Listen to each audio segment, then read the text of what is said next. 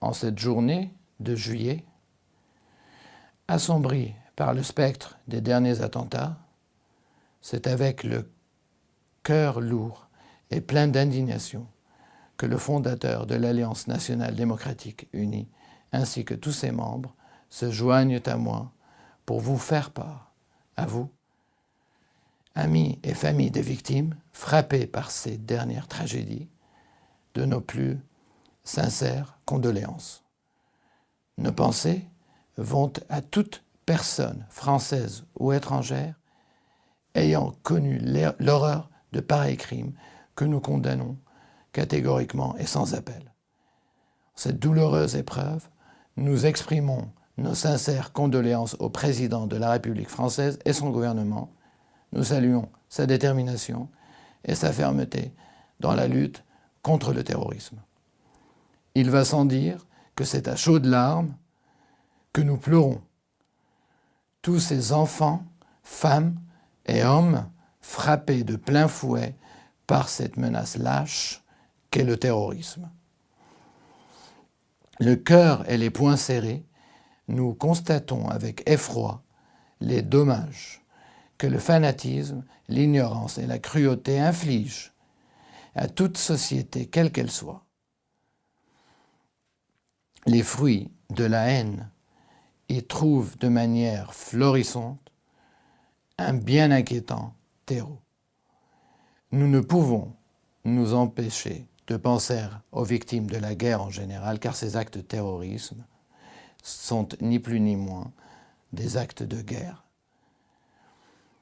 Ce sont des actes lâches, des actes inconsidérés, perpétrés par des individus animés par certains artisans de la mort, ces individus sans véritable courage, sans véritable honneur, ces individus aussi motivés qu'ils sont manipulés, ces tortionnaires des temps modernes qui savent trouver tribune et résonance grâce à leurs actions avides et ineffables, ces escrocs des sentiments enrôlant dans leur abjecte guerre soi-disant sainte les plus ignorants, les plus démunis, les désorientés et frustrés de la vie, les fous, les haineux, et tous ceux en quête d'une reconnaissance malsaine.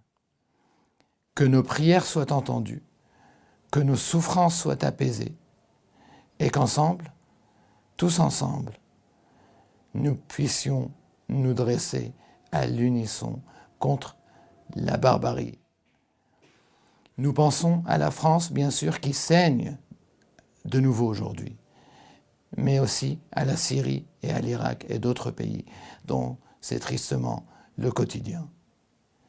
La France, ce beau pays, cette terre de paix et d'accueil que j'affectionne tant, la Syrie, ce pays d'où je viens et dont les traditions ancestrales ainsi que les enfants d'une civilisation millénaire, riche en diversité ethnique et culturelle, sont aujourd'hui dangereusement menacés.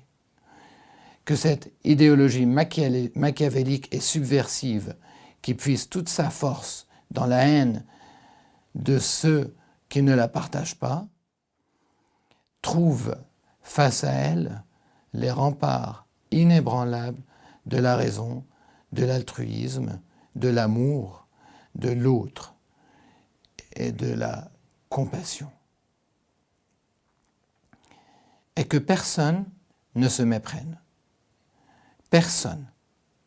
Le fanatisme n'est autre qu'un monstre à plusieurs têtes, qui porte autant de noms qu'il a de nuques à briser. Et à l'instar de la mauvaise herbe, chaque branche tranchée en fera apparaître deux plus fortes et plus déterminées. Il faut donc s'attaquer au cœur du problème, à la genèse de ce mal qui gangrène chaque jour un peu plus notre quotidien, car le péril est bien réel. aux familles et amis des victimes, ainsi que vous, sympathisants d'un avenir sans haine ni violence, un avenir sans conflit aux accents religieux. Je vous rejoins dans cette douleur, mêlée de crainte, bien sûr, et nous resterons, comme nous l'avons toujours été, contre la violence et le fanatisme, quel qu'il soit.